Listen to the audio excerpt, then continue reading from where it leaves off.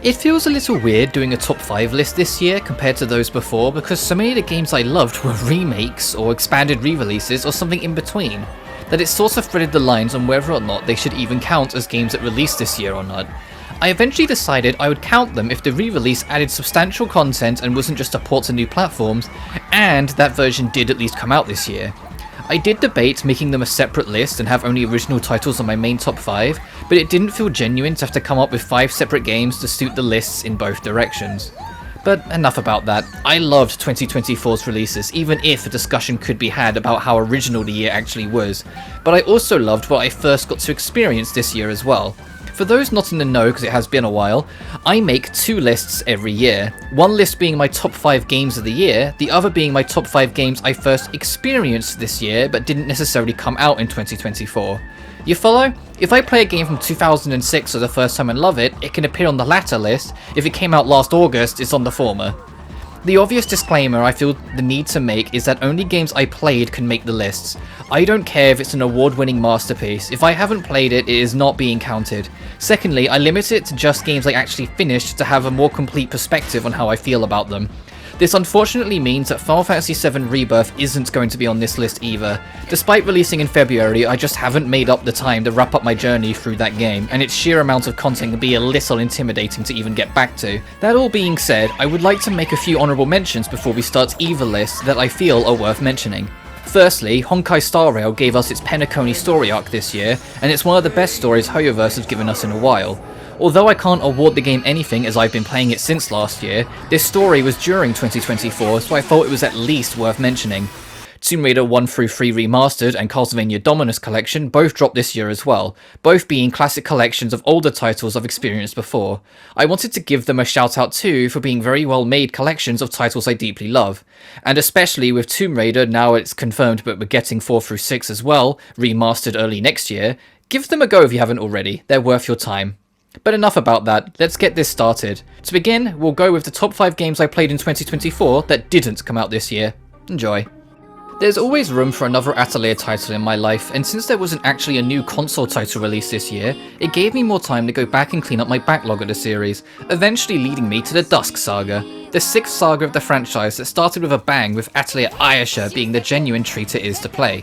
Although a little tougher at times, the premise of trying to find Ayesha's sister, Neo, by collecting flowers scattered around the world, flowers you can collect in any order, made for a simple yet effective adventure I rode out comfortably from start to finish. Plus, Ayesha is genuinely just adorable and deserves the world, so she had to be on here somewhere.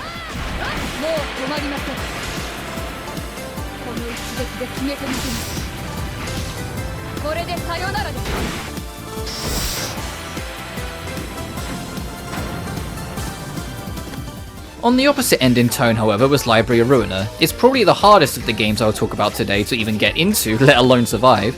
A turn-based RPG focused on building a deck of cards to make your actions isn't something that's easy to adjust to, even if you're a veteran of the genre. Yet if you can make it through the vertical walls of difficulty it often provides, you'll be in for one of the most captivating experiences you can get. Although I prefer Limbus Company, the sequel, a lot more, the latter isn't content complete yet, so I avoided including it. Luring the worst of the world to your library to help develop the pages within never stops feeling sinister, but the faces you meet within all have something to say, and with Millie's music accompanying you, once you're in, it's hard to put down. If you can believe it, despite being a PS2 kid growing up, I never played Sly Cooper. I had my Simpsons Hit and Run, SpongeBob, my Sonics and Splinter Cells and Metal Gears and Tony Hawks and Final Fantasies, but never Sly Cooper. Well, that changed this year thanks to the backwards compatibility now on PS5, and what a fun time it was. A thief out to steal back the pages of his family heirloom whilst taking down the 5 villains that ripped it apart in the first place led to a simple, stealthy platformer with a lot of charm to give. As of recording this, the rest of the Sly Cooper games have yet to be made available on the platform, but here's hoping that's only a matter of time. My father fought to protect us, but the gang of villains known as the Fiendish Five overpowered him and ransacked our house until they found the Thievius Raccoonus. I love rhythm games. I also love character action games. Hi-Fi Rush is a rhythm-based character action game. It was practically made for me on that fact alone. Hi-Fi Rush is one of the funniest, silliest, yet most earnest games I've played in a while, put together by the amazing team over at Tango Gameworks. which is crazy considering I only became familiar with the team originally through their horror titles, yet here they are making the most charmingly light-hearted title I've seen in years. I can't wait to see what the team have in store for Chai & Co.'s future, but whatever it ends up being, I know it'll be groovy. My number one spot is one that I already have a degree of a history with. Yeah, I decided to count it anyway, not just because I thoroughly enjoyed it and I make the rules, but because I wanted to briefly mention this history. Back in 2016, I played what was then titled Hitman, the 6th entry in the series. I didn't like it and dropped it soon after the first major level in Paris. Then, a few years later, Hitman 2 came out and I gave it another try. I played it even less before putting it down, so didn't even bother picking up Hitman 3.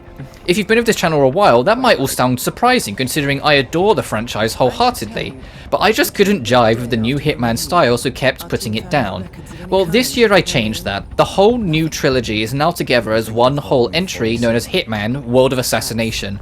And although my bias will always lean more to some of the older titles, I can quite confidently say this is the definitive Hitman experience now.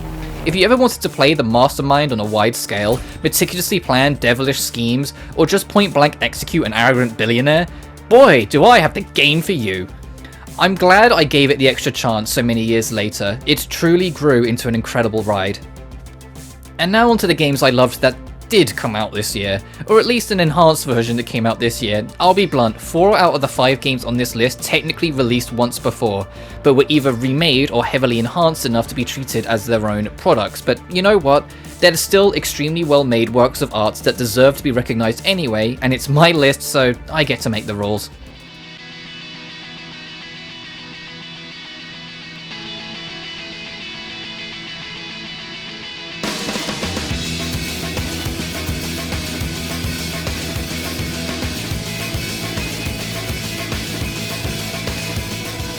Speaking of making their own rules, Shadow sure did this year in Sonic X Shadow Generations. Not only a great remaster of one of the most consistent Sonic games in the series, but attached to it a 4 to 5 hour new story featuring some of the best level design the franchise has seen in years, and a well-made original story that gave Shadow the closure he hasn't had the chance to have in almost 2 decades. It's a genuine achievement for the series and a confident second step into the new era of Sonic. My anticipation for where this could all go next is through the roof now, and it's thanks to this and Sonic Frontiers that I can be so optimistic again with such a long-lasting series.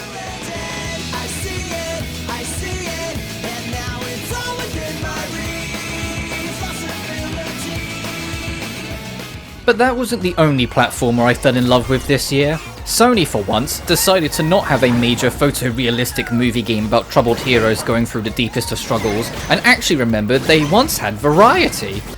Team Asobi, made up of both new and old blood from the legendary Studio Japan, gave us Astrobot, a galaxy-trotting adventure to save all our lost little friends gone astray. Every single level is brimming with life, the music is insanely catchy, the controls are perfect, and I don't think I ever stopped grinning the whole time I played it. It was just pure fun from beginning to end. Although only 4th on my list, it's the game I hope earns itself some Game of the Year awards by the end of it all. I doubt it will, but I know it deserves it. Anyone who follows the channel knows I had very low expectations for Silent Hill 2's remake. To me, it seemed like a Sisyphean task to dare approach the Mona Lisa of horror from any angle, and would have been better left off untouched.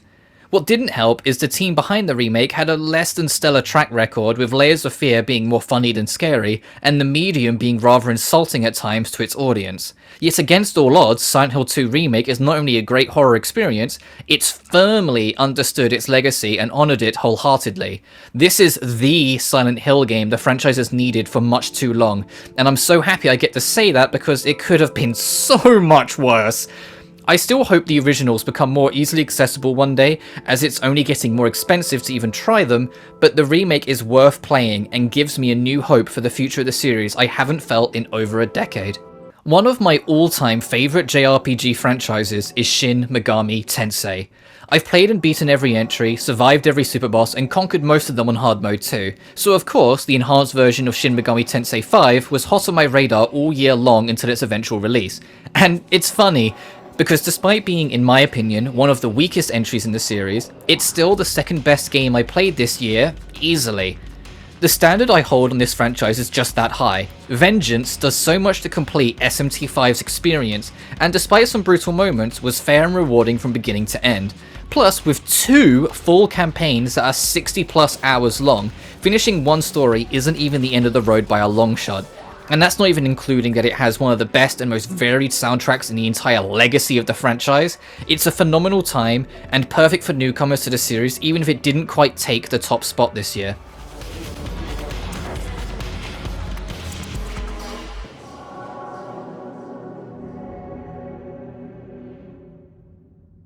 That top spot, however, what is it? Well, I'll give you a clue. You're on a path in the woods. At the end of that path is a cabin, and in the basement of that cabin is a princess. You are here to slay her. If you don't, it will be the end of the world. Slay the Princess, specifically the pristine cut that came out this year and marked the first time it came to consoles, isn't just my game of the year. It's one of the most captivating, heartfelt, entertaining. Put your hands in your pockets and pull out an envelope with the words "The Evidence" written across the front. The look. Yeah, the best flirts know how to flirt without saying anything. We just have to let her know, right? You flash the princess the look. And a rosy blush rushes to the princess's cheeks as she breaks into a wide grin. Unbelievable. Oh, is that how it is? Yeah, okay, I feel that. I like you too. Neat. Oh, be damned, this is actually going to work, isn't it? Still going to kill you. But now we could both enjoy a mutual romantic subtext to the murder. Or not. Haunting, yet clever pieces of media I have ever had the pleasure to witness. It is beautiful, a visual novel where every single choice you make matters, and unlike a lot of games that say that, this one really does. From whether you even approach the cabin, to whether you arm yourself or not, to talking down the princess from hurting you, and boy can she, to ultimately if you make the effort to save or slay her. Everything matters and affects the very next thing that happens. You will live with the consequences. You'll fall in love. You'll be tortured, outpowered, imprisoned, cursed. Lungs, liver, nerves, heart, lungs, liver, nerves, heart, lungs, liver. Or perhaps even enlightened. Well, one way or another. You'll cry, laugh, and come back for more if you let it in. Slay the Princess is, honestly, the closest thing to perfect I've ever experienced in any form of media. If I had to criticize anything, it's that you have to finish it eventually. I love you too. But I'm trying not to be sappy about it. Don't make me get all emotional.